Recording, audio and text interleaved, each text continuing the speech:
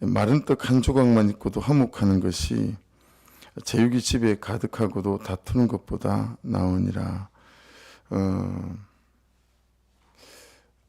마른 떡 한 조각, 그리고 제육, 이게 이제 뭐와 연결되어질까요? 이게 이제 사람은 참 욕심이 많아가지고요. 이제 만족하기가 어려운 거죠, 그죠? 예. 그래서 아무리 얕은 사람이라도 만족에 대하여는 다 깊은 우물 같아요. 그래가지고 어지간히 채워줘도 항상 모자란다, 부족하다라고 생각을 하는 거죠. 돈에 대한 만족, 또 사랑에 대한 만족. 우리가 항상 사랑을 부족하다고 생각하잖아요. 또 어떤 섬김에 대한 만족, 그리고 어떤 외로움에 대한 만족, 이런 부분에 대해서는 얕은 것이 없는 것 같아요. 그러니까 그거는 아무리 채워져도 항상 내가 부족하다라고 생각을 하는 거죠. 아이들을 키워보면 잘 먹고 잘 사는 것 같은데 냉장 물만 열면 큰 애나 작은 애는 항상 하는 말이에요. 냉장고를 열고 한참을 쳐다봐요. 쳐다보다가 먹을 게 없어. 그러고는 문을 퉁 닫는다라고 하는 거죠. 어젯밤에도 잘 먹었고 뭐 맨날 그냥 웬만큼 잘 먹고 살면서도 불구하고, 여러분 생각해 보시면 집집마다 돈 냉장고가 있어요. 그리고 사랑 냉장고도 있고, 그리고 섬김의 냉장고도 있고, 순종의 냉장고도 있고, 어떤 역할의 냉장고가 있는데 다 없어도 하나씩은 대부분 가지고 살아가는데, 그 때마다 그 냉장고 문을 열면서 하는 말이 부족해 라고 하는 거죠.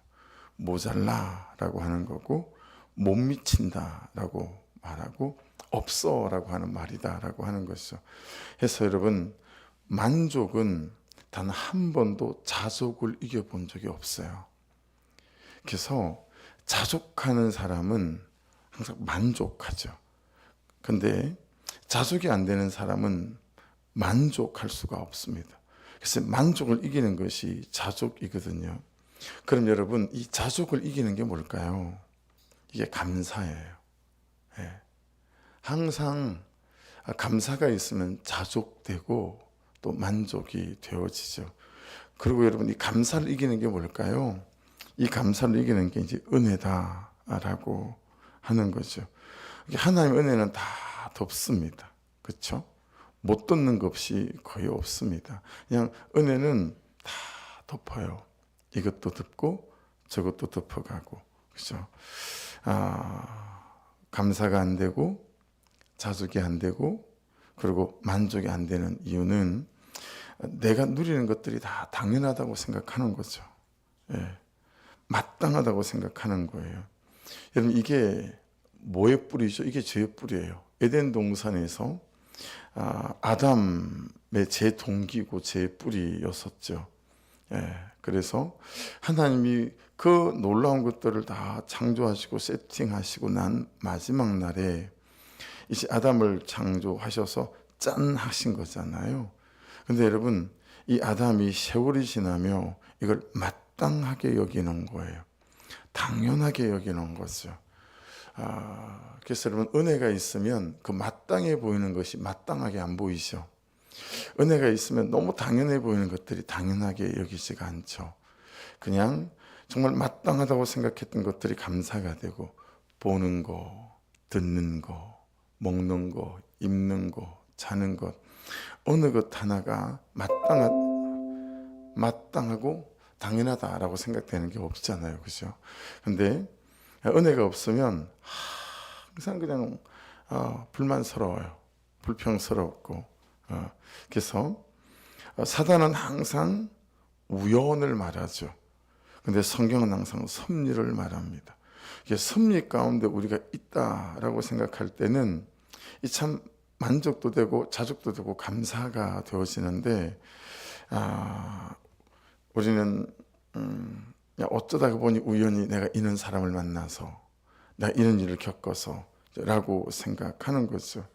그래서 여러분, 처음에 이 찬양이 나왔을 때 참 한국교회가 많이 은혜를 받았던 것 같아요. 그죠? 내가 누려왔던 모든 것들이, 내가 지나왔던 모든 시간이, 내가 걸어왔던 모든 순간이 하나도 당연한 게 아니라 은혜였습니다 라는 고백이었잖아요. 네. 아침 해가 뜨고 저녁에 노을 너무 당연하게 생각하잖아요. 봄의 꽃향기나 가을의 열매, 이 계절의 순환도 너무 당연하게 생각했고, 변하는 모든 계절의 모든 순간이 당연한 게 아니라 은혜였다라고 하는 거 아니겠어요? 그래서 모든 것이 은혜고 모든 것이 내 삶에 당연한 게 하나도 없다. 이게 이제 이 찬양의 고백이고, 그래서 우리 가운데 참 많이 은혜가 되어지는 것 같습니다. 그래서 여러분, 2절에 한번 보십시오. 슬기로운 종은 부끄러운 짓을 하는 주인의 아들을 다스리겠고 또 형제들 중에서 유업을 나누어 얻으리라 그럽니다.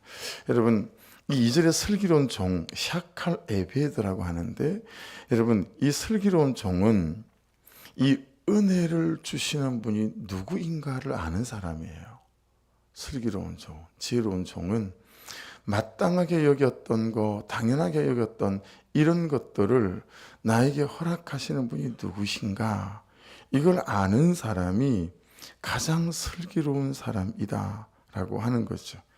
그래서 여러분, 은혜는 하늘처럼 머리 이고 사는 사람이 있고요, 땅처럼 은혜를 그냥 밟고 다니는 사람이 있다 싶어요. 은혜를 머리에 이고 다니는 사람은 보세요, 때를 따라 비가 와요. 그 은혜 때문에 감사하는 인생 가운데, 그리고 태양빛도 비추지요. 그러니 봄이면 꽃이 피고 가을이면 열매도 거두게 되겠죠. 하지만 땅처럼 은혜를 그냥 밟고 다니는 사람은 내 열심, 내 방법으로 사느라 항상 지치고 항상 부족하고 항상 모자라는 거죠. 그래서 지혜로운 사람은 나에게 이 은혜를 주시는 분이 누구인가를 잘 알고 그 하나님으로부터 날마다 은혜를 잘 공급받는 사람인 것 같습니다. 그렇죠? 그래서 슬기로운 종 샤칼 에베드는 항상 이 은혜를 구하는 사람이고 이 은혜를 찾는 사람입니다. 그리고 어떻게 하죠? 이 하나님의 은혜에 내 삶을 잘 맡기는 사람입니다. 그리고 내 현실을 하나님 그분의 은혜에 잘 맡기는 사람이고, 내 남편이나 아내나 자녀들을 자꾸 하나님 그분의 은혜에 맡기는 거죠. 근데 이 은혜에 맡기지 않으면 뭐에 맡기게 되어지죠? 자꾸 나의 요구, 나의 기준, 여기에 맡기게 되어지죠. 한번 생각해 보십시오. 제가 제 딸과 제 아들에게 불평이 되고 못마땅하게 여길 때는 항상 제가 제 기준에다 우리 아들을 맡기고 우리 딸을 맡길 때예요. 내가 성도들을 제 기준에 맡길 때죠. 근데 하나님의 은혜에 딸과 아들과 성도들을 맡기게 되면 그렇게 감사한 거죠. 감사가 되고, 그리고 또 넉넉하게 받아낼 수 있을 만한 마음의 여유가 되어지고, 화낼 일을 웃게 되어져서 내 옆에 있는 사람들이 나 때문에 행복해지고 편해지는 일들이 이제 생기게 되어지는 거죠. 그래서 이 하나님의 은혜에 나와 내 삶을 맡기는 사람, 2절을 다시 보십시오. 슬기로운 종은 부끄러운 짓을 하는 주인의 아들을 다스리겠고 또 형제들 중에서 유업을 나누어 얻으리라. 여러분, 이 부끄러운 짓을 하는 주인의 아들은 원어를 보면 버릇없는 아이, 또는 누가 맡아도 고개를 절레절레 흔드는 고집이 있는 아이. 그냥 애지만 걔랑 한 30분 같이 있으면 기가 다 빨리는 거예요. 너무 힘이 들고 너무 불편한 아이들, 이런 사실이 있잖아요. 그죠? 근데 아이만 그런 사람이 있나요? 어른도 그런 사람, 어른이 있어요. 그렇죠? 목장 안에 그런 사람이 있을 수 있어요. 수십 년을 같이 사는데 남편과 아내가, 내 자녀가 그럴 수도 있죠. 근데 품을 만한 은혜가 없으니까, 그렇죠? 힘이 드는 거죠. 만일에 반대로 품을 만한 은혜가 있게 되면 고함이나 또는 억지가 아니라, 혈기가 아니라 부드러움으로 그 고집을 이렇게 꺾어가게 된다라고 하는 것들을 깨닫게 되어지는 것 같습니다. 그러니까 실상은 여기서 부끄러운 짓을 하는 주인의 아들은 여러분 내 인생이고 내 현실이고 내 거친 풀리지 않는 삶의 문제일 수도 있겠다 싶은 거죠. 어떤 문제가 있으시지 한번 생각해 보세요. 어떤 삶의 문제가 있을 수 있잖아요, 그렇죠? 근데 은혜가 없는 사람은 그 헝클어진 내 인생이나 삶의 문제를 은혜 없는 내 중심으로 만지니까 더 헝클어지게 만들게 되어지고 그러다 보니 그냥 이렇게 지치게 되어지는 것 같아요. 야, 이거 안 되나 보다, 뭐 이런 거죠. 시작도 못 찾아내고 헝클어진 이 실타래에 끝도 못 찾아내어지는 거죠. 여러분, 우리가 시를 포로 본 경험들이 있잖아요, 그렇죠? 끝을 잘 찾으면 그냥 내가 그 시작점만 잡고 쭉 걸어가면 그냥 풀리잖아요. 근데 그게 이제 잘 안 되어지는 거죠. 그래서 여러분 3절을 한번 보십시다. 도가니는 은을, 풀무는 금을 연단하거니와 여호와는 마음을 연단하시느니라. 자, 여기에 연단은 다한이라고 하는 것입니다. 시험을 치르다, 그 다음에 입증하다, 검사하다, 이런 거거든요. 여러분, 하나님 편에서 우리에게 시험을 치르고 입증하고 검사하는 이유는 뭐겠어요? 가려내기 위함이에요. 불순물을 가려내기 위함. 그래서 정금을 만들기 위함이다 라고 하는 거죠. 내 악함, 내 교만, 또 나의 한계, 이런 불순물들을 가려내기 위함인 거죠. 그래서 여러분, 은혜 가운데 서게 되어지게 되면 항상 내게 있는 내 죄와 또 내 고집과 내 견해, 이런 것들이 잘 보이잖아요, 그렇죠? 근데 은혜 가운데 있지 않으면 그게 잘 보이지 않죠. 그래서 우리는 내 안에 있는 불순물을 가려낼 마음은 전혀 없고 상처받았다, 힘이 들었다라고 말하는 것 같아요. 네. 나를 보지 못하고 내 죄가 안 보이는 사람은 힘이 들었다라고 말합니다. 상처받았다라고 말합니다. 근데 내가 보이고 내 죄가 인정이 되는 사람은 하나님께서 나를 다루시는, 그 사람을 통해서 나를 다루시는 것으로 연단하는 과정으로 삼아내는 거죠. 이 현실을 통해서 하나님께서 나를 만지시는 시간이다 라고 하는 거죠. 그래서 여러분, 사람으로 인한 연단, 사람의 말로 인한 연단, 사람의 태도로 인한 연단, 현실을 통한 연단, 그리고 돈으로 인한 연단, 건강으로 인한 연단, 이 모든 연단을 통과할 때 나로 하여금 말씀은 심히 들었다 하지 않고 하나님이 나를 다루신다 라고 고백할 수 있어야 된다는 거죠. 근데 여러분, 그렇게 할 수 있는 게 뭐죠? 은혜이죠. 성령 충만함인 거죠. 그래서 야, 저 사람 때문에 못 살겠다 라고 싶었는데 여러분, 하나님 그분의 은혜로 말미암아 내 죄가 발견되어지고 그리고 내 죄가 보이게 되어지고 객관적인 참 남편에게, 아내에게, 자녀들에게, 그리고 가족들에게, 이웃에게 잘 못하고 있는 내 모습이 보이게 되어지게 되면 전혀 다른 말이 나오잖아요. 나 때문에 당신이 너무 수고하게 만들어서 미안해. 이게 여러분 우리가 구속사 아니겠어요? 그렇죠?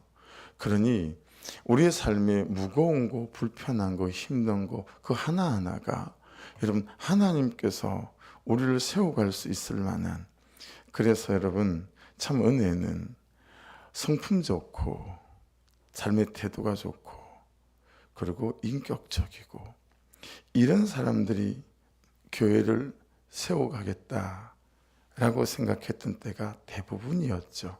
근데 구속사의 말씀을 따라가며 깨닫는 바는 태도도 별로고 성질도 별로고 말도 별로고 사람을 품어낼 줄도 모르고, 여러분 이런 사람들이 오히려 훨씬 영혼의 계보를 만들어가고 그리고 교회를 세워가겠구나 라고 깨닫게 되어지는 거죠. 왜 그래요? 여러분, 성품 좋고 태도 좋고 성실한 사람은 의외로 자기 죄를 보는데 참 연약한 것 같아요. 왜냐하면 내가 잘하니까, 예, 이만하면 됐지라고 생각하니까, 항상 조금만 그래서 은혜가 떨어지면 생색이 나니까. 그렇죠? 우리 집에서 가장 생색을 많이 내는 사람이 누굴까요? 저예요. 제일 생색을 안 내는 사람은 누굴까요? 우리 아내죠. 여러분, 요만큼 하면 은혜 떨어지면 이만큼 생색을 내는 것 같아요. 그렇죠? 그러니까 여러분, 삶의 태도 좋고 성품 좋고 뭐 이런 사람 속으로는 다 생색내면서 산다는 걸 우리가 알지 않습니까?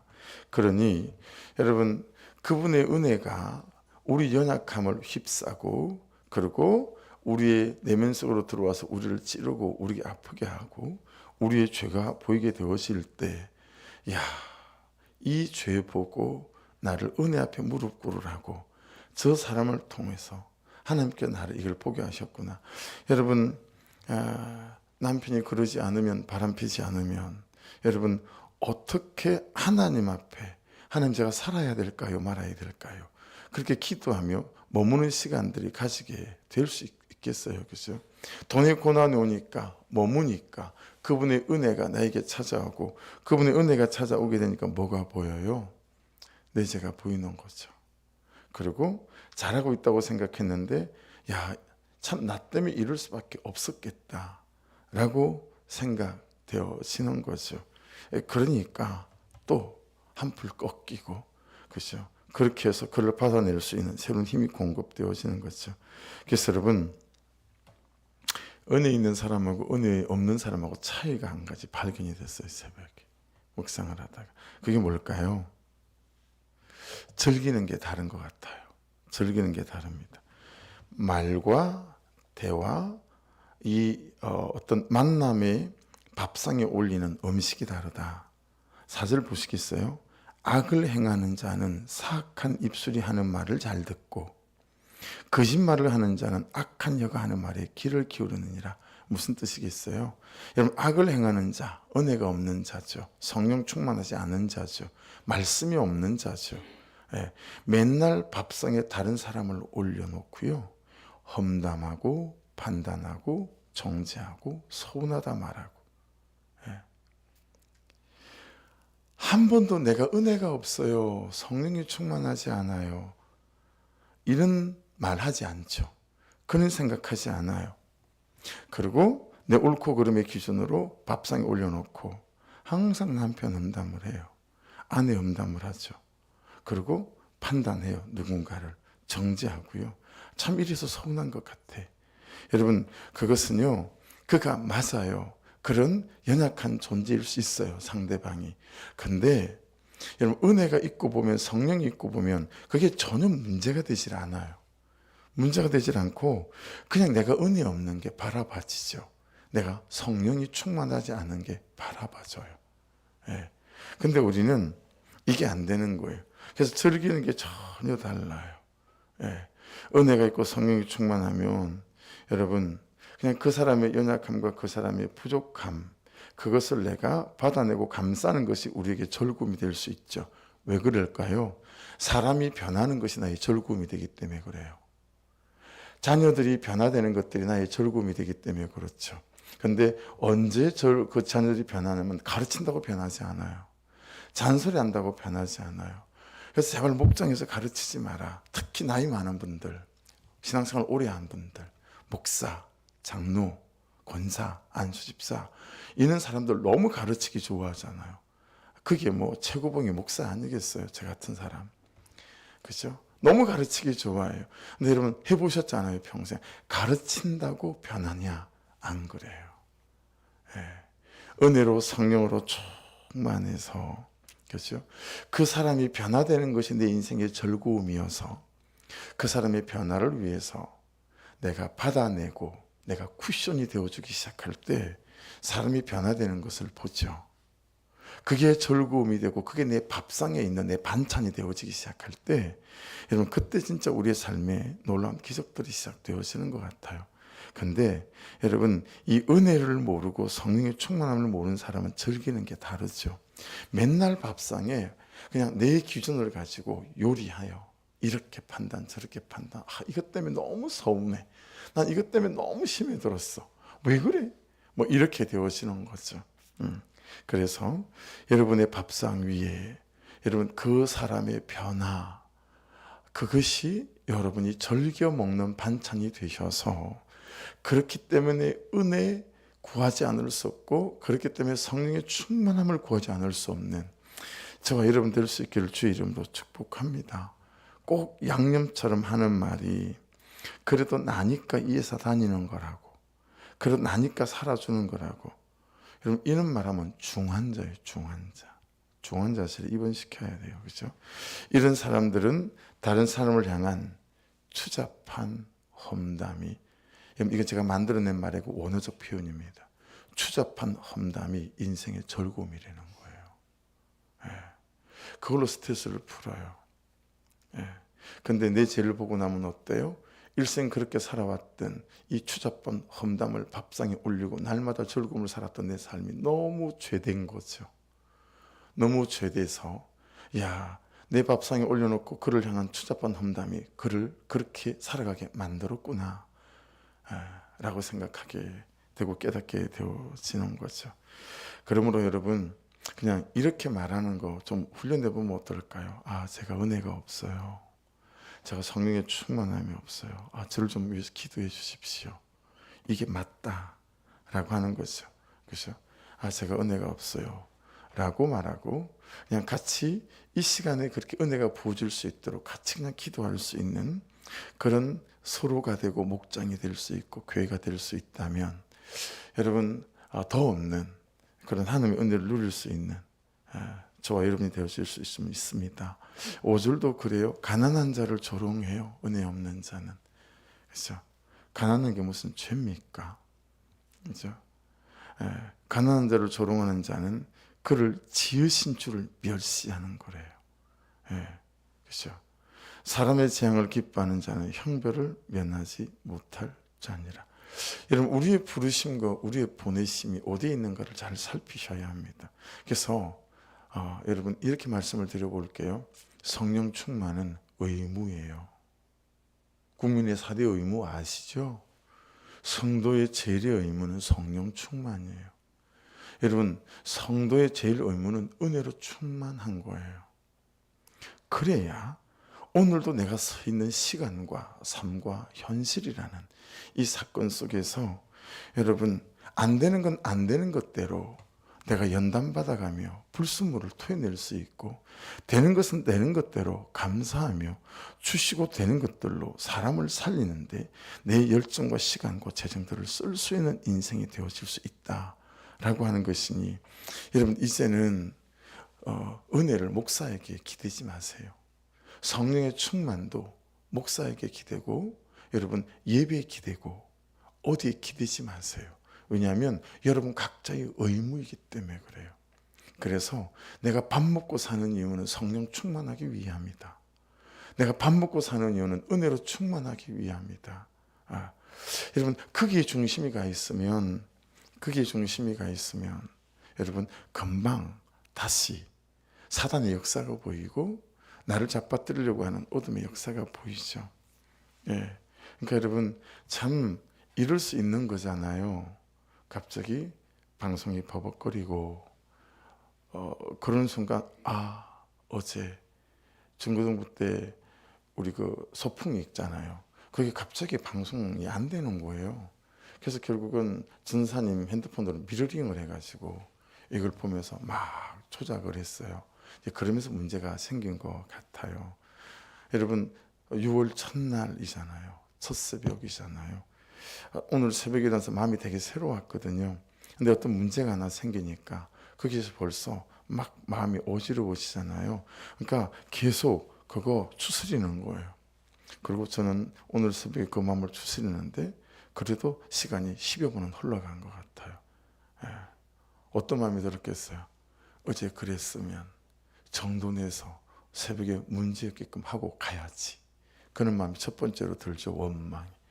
두 번째는요, 내가 그걸 해놓고 갔어야 되는데 나를 돌아보는 마음이 생기겠죠. 그렇죠? 세 번째, 맨날 방송실에 앉아 있으면서 호수아비야 저 사람은 이제 아내를 책망하는 마음이 드는 거죠. 호수아비야 저 왜 앉아 있어? 근데 그걸 계속 수습하는 거예요. 말씀을 전하면서도 계속 마음에 또 한 사람이 앉아서 하나님 이 6월 첫 새벽 첫날인데 제가 또 이 모양 이 꼴이에요. 또 얼른 수습을 하는 거죠. 그러면서 이제 수습되어지면서 내재가 보이는 거죠. 여러분 이게 은혜로 살고 성령으로 사는 우리 삶의 한 단면 아니겠어요? 여전한 오늘도 이런 일들이 여러분을 기다리고 있을 거라고 봐요. 사랑하는 여러분, 이 새벽부터 이 한 달 성령의 충만함을 구하고 또 은혜를 구할 수 있는 저와 여러분 될 수 있기를 주의 이름으로 축복합니다. 그래서 삶의 문제가 크면 여러분에 대한 하나님의 기대가 커서 그래요. 아멘 하십시다. 사실이에요. 그릇의 크기만큼. 여러분 저는 뭐라고 그러지? 그걸 뭐라고 그러지? 세습. 전 세습하는 목사님들 있잖아요. 우리 목사에 가면 패널 토론하는 그런 동료 목사님 중에도 그런 분들이 있거든요. 난 진짜 존경해요. 진심으로. 그러면 딱 치면 세습교회라고는 떠요. 그냥 큰 교회는 큰 교회일수록 더. 분당의 만납교회 김병사 목사님 계시거든요. 그 김우영 목사님 아드님인데 세습했어요. 그 큰 교회. 근데 난 김병사 목사님 되게 존경하거든요. 설교도 너무 좋고요. 그리고 목사님 너무 겸손하세요. 아버지 교회를 맡아서 왔는데 그 만나교회 치면 세습교회로 딱 떠요. 첫 단어가. 근데 아버지를 교회를 맡았는데 자기한테 물려준 건 120억 빚밖에 없었다는 거예요.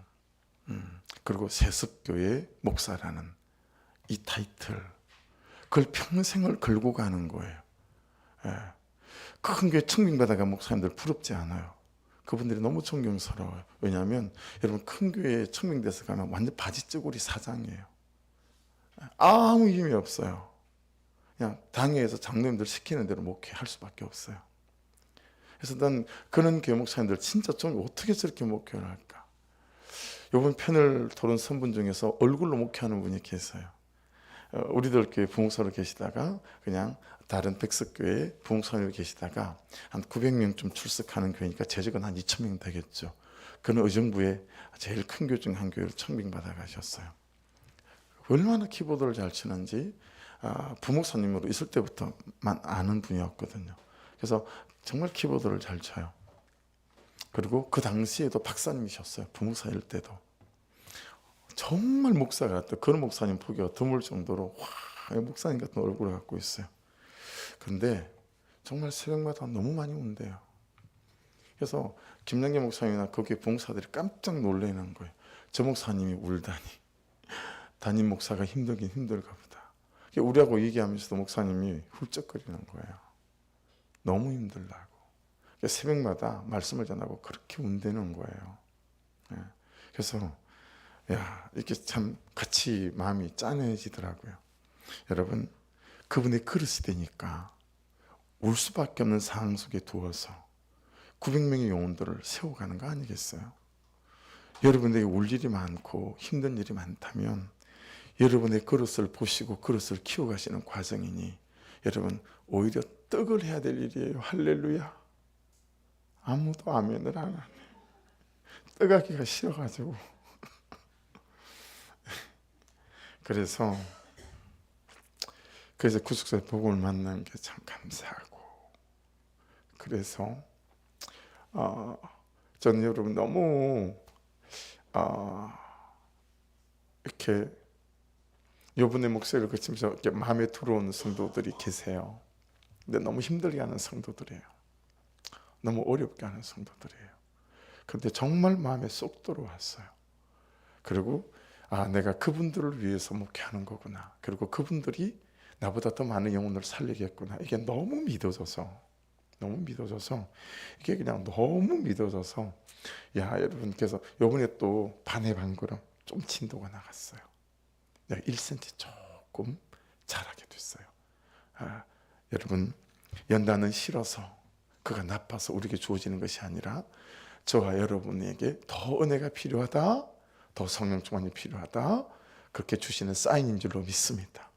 그래서 더 성령 충만의 키를 키우시고 은혜의 바다의 깊이와 넓이를 여러분 확장하시면 그도 담아낼 수 있고 이 현실도 담아낼 수 있어서 여러분께서 하나님께서 쓰시는 귀한 그릇들로 세워지시는 놀라운 날이 될 줄로 믿습니다.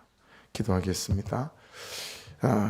말씀 붙잡고 기도하시고, 오늘은 첫 새벽이니까요, 영혼을 위해서 기도합시다. 우리의 온전히, 우리 교회 이전 우리 교회 목적 아무것도 없어요. 우리의 모든 것은 오직 하나님 나라의 영광과 영혼 구원밖에 없어요.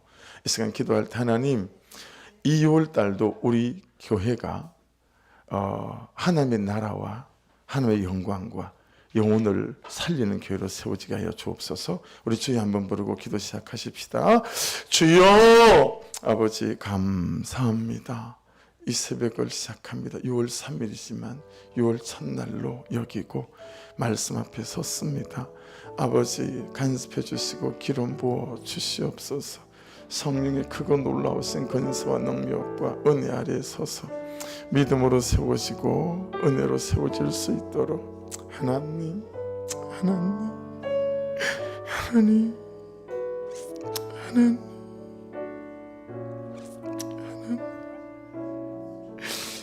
하나님,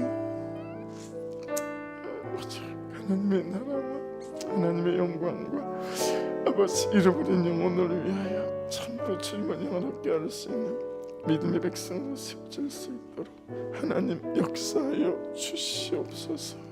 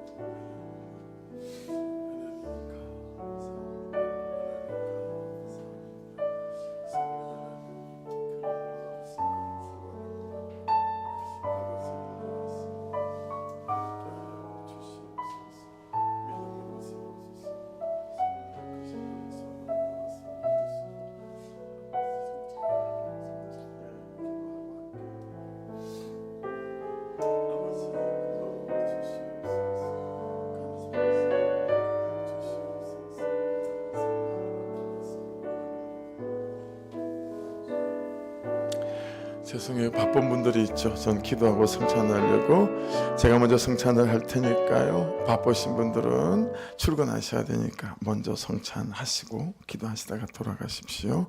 한번 기도하고 성찬에 동참하십시다. 주의 살과 피를 먹고 마시는 거니까 내 생각과 감정을 좀 살피십시다. 미워하는 사람도 내려놓고 너무 불평하고 원망하는 마음들도 좀 내려놓고, 아버지 이 시간 새 마음, 새 감정, 새 생각, 새 혀와 말과 새 시선과 새 귀와 새 손과 발 마음 되게 하여 주셔서 정결함으로 주의 살과 피를 먹고 마실 수 있게 도와주옵소서. 우리 주여 한번 부르고 기도하십시다. 주여, 아버지 새 마음 주시고 새 감정